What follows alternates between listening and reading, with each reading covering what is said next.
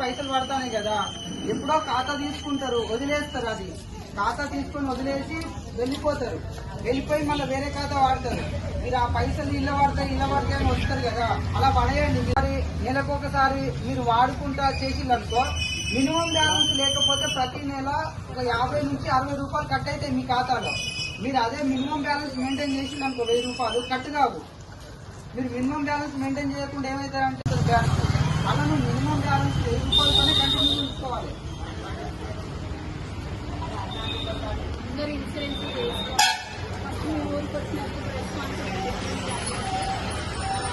దగ్గరికి రారు ఒకటి, మళ్ళీ ఊరికి వచ్చినప్పుడు కూడా రెస్పాన్స్ ఇవ్వరు.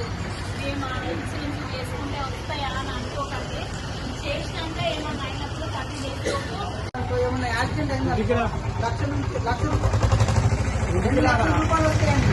20 రూపాయలు 360 20 రూపాయలు ఏ రకంగా ఖర్చు తీరా 20 రూపాయలు అయిపోతుంది. అది ఏమన్నా అయిందనుకో 2 లక్షల రూపాయలు వస్తాయి. మీరు మనం ఉన్నా లేకపోయినా మన తర్వాత ఉన్న వాళ్ళకి భరోసా. దానివల్ల నేను చనిపోవడం